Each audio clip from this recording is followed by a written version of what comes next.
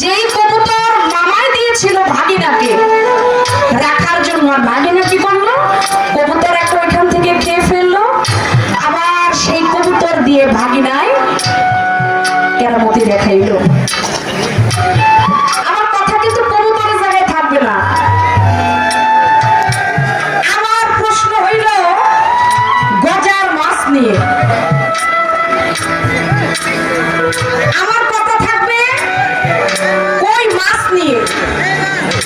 আপনারা যারা শাহজালাল বাবার দরবারে যারা গিয়েছেন, আপনারা হাত তুলছেন না অনেকে? বাবা,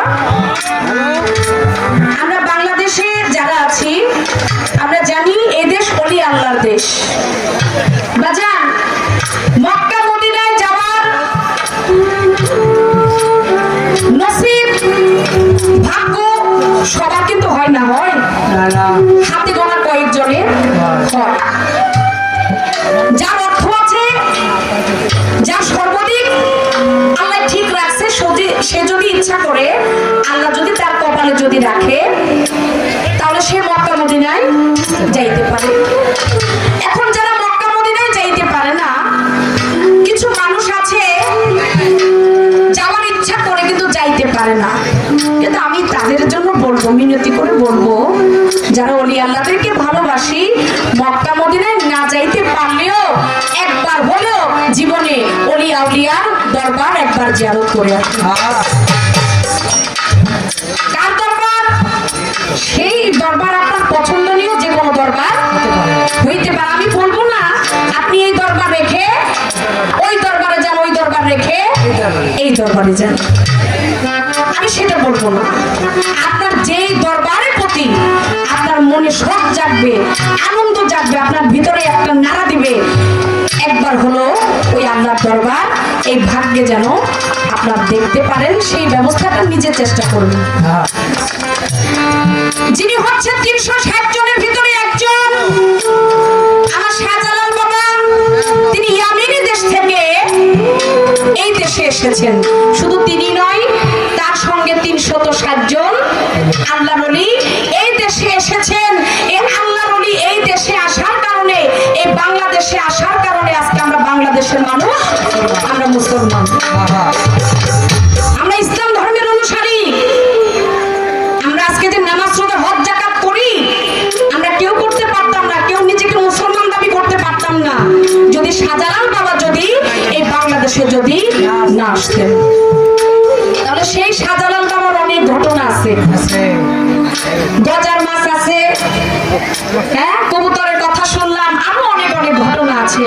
তো যারা শাহজালাল বাবার দরবারে গিয়েছেন, শাহজালাল বাবার দরবারে পশ্চিম পাশে একেবারে শেষ সীমানায় যারা গেছেন, একটু আপনারা দৃশ্যটা মনে করেন, ওইখানে ওয়াল দেওয়া, ঘেরাও দেওয়া, ওয়াল দিয়ে, আবার তার ভিতরে গ্লাস দিয়ে ওইখানে প্রেম করা আছে, মানে বাঁধানো আছে একটা বাক্সের মতো। ওইখানে কি আছে? ওইখানে আছে একটা হলো কই মাছ, আর আরেকটা হলো কি মাগুর মাছ। এখন এদেরকে কিসের মাগুর বলা হয়, এদেরকে কিসের কই বলা হয় বলেন তো? হ্যাঁ, সোনার মাগুর মাছ আর সোনার কই মাছ। আচ্ছা বাজান, সাধারণত কই মাছ আর মাগুর মাছ এগুলা কি স্বর্ণের কালারের মতো হয়?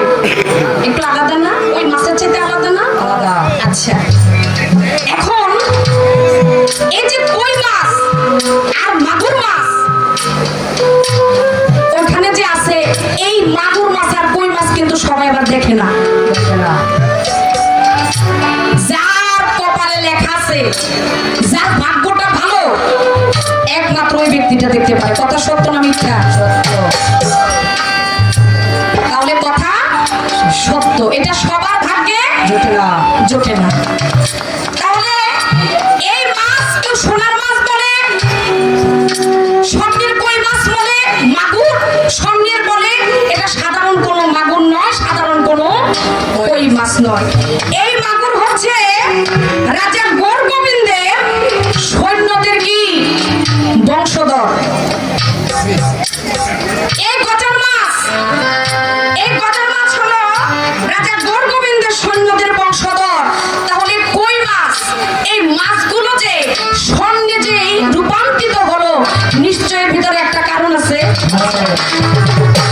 হাকিকত আছে কিনা?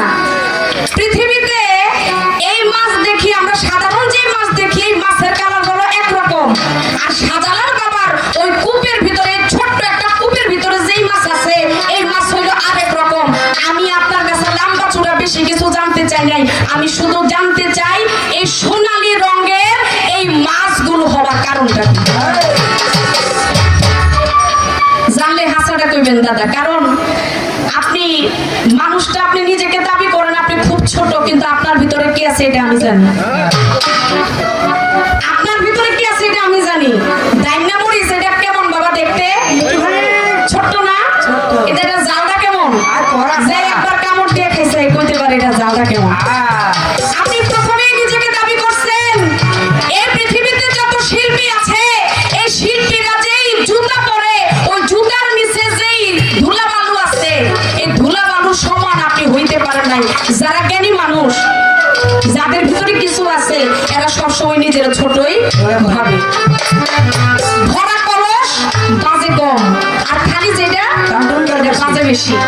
আপনি সবসময়, আমি আপনার ভিতরে একটা জিনিস দেখি যে আপনি সবসময় নিজেকে খুব ছোট ভাবেন, খুব নম্র, আপনি ওইভাবে নিজেকে তৈরি করেছেন।